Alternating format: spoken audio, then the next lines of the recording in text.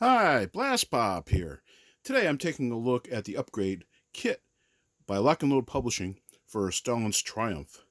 Uh, Back when I got this a couple of years ago, there were some notable errors in the original edition with regard to scenarios, setups, examples of play, and so on and so forth. So presumably, in order, an effort to alleviate the situation uh, and to further support their games in a very positive way, Lock and Load Publishing saw fit to come out with a second edition upgrade kit. Now, this upgrade kit, from what I understand, will be in all copies of Stalin's Triumph going forward. I'm not exactly sure how long this kit's been out, but I added it to an order from an online vendor, and it seemed like a no-brainer to pick it up while I was ordering something else, which is nice. I do like the series very much. I've played a little bit of it on computer as well. I've played face to face on the Western Front version, and I've played this some solitaire, Stalin's Triumph, along the way. Now, included in the upgrade kit is your cover sheet, and it comes in a zippy type bag, and no wasted space. You've got on the interior of it, you've got a turn record track, place to put your casualties, available cards, and then some additional counter details. And then, of course, your ad copy. It's supposed to include the third edition core rules, it says, which I didn't see in this. Stalin Triumph's 3.0 module and scenario booklet. There's a couple player aid cards and a deck of cards, which is used for formations, and then an additional scenario and some new replacement counters. So I believe I paid something less than $15 for this, so there's some fairly good value for the money, and it's all well done. Now, this is the original module and scenarios book, and then you can see that it's been upgraded to a 3.0 version of it. Uh, Roughly a similar presentation. You have your scenarios, you have your rules, in particular for the Russian front, or in this case, the Kursk area of the Russian front in 1943. So it has special rules for like the Katushkas or Stalin's organs, Soviet tanks, tank riders, berserk infantry, terrain rules, recon airplanes, machine guns, trenches, support weapons. And then you actually have a tutorial which guides you through a small scenario, and you follow the walkthrough. And it's much like a computer war game, giving you a tutorial, which is the way it's done here is almost unique, I think, to board wargaming. And then you have your scenarios. It tells you your forces, very nicely presented, a picture of the board in question or boards in question, along with special rules and essentials. And it just goes on and on. Now, there's an additional scenario that wasn't available in the previous edition as a bonus, which is nice. The purpose of this is to correct the errors and give the player a less cluttered presentation with respect to picking a scenario and not having some initial difficulties because of things not matching.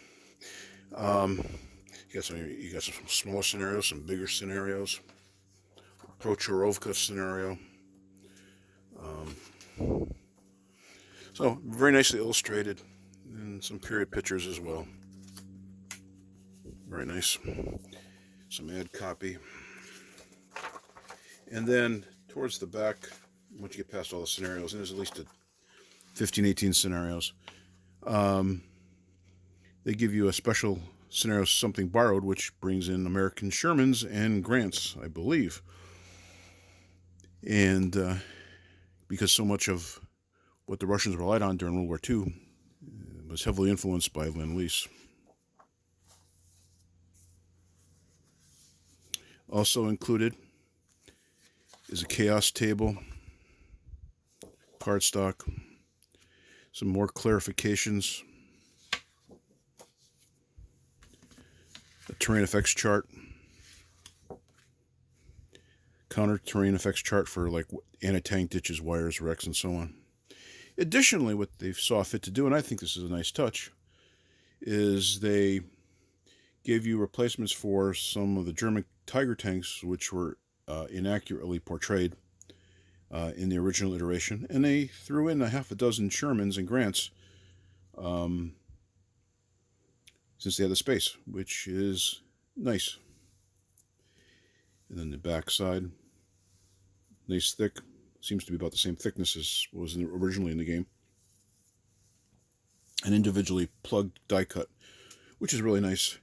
I'm a counter rounder kind of guy, so it's an effort that I don't have to expend to do so, which is always nice. Also included are formation cards, and they're like a matte or semi-gloss finish, and nicely rounded, reasonably thick, good quality. They feel good in your hands. And then you've got your various formations. Now, I've never used these before, and I think the use is still optional, but it's a nice way to keep track of your formations and who's done what with them, and it gives you some information about the formations, the morale, and that kind of thing. So that's nice, and I'll have to give it a go to see whether or not that's something I like. And then you so in other words, instead of pulling chits, you're doing this. So you got the end turn markers, you got your chaos cards, fate, and so on. Now, what's curious, you'll notice the back of these is from like the series. There's a couple additional cards that were separate from the main deck. Now, you'll notice it corresponds to Stalin's Triumph, and it's a formation deck. And here it doesn't say anything about formations on this deck. And then you got the 9th Panzer and the 505th Heavy Panzer. And I'm not quite sure why the back is different, if that was done in error or it's for some other purpose.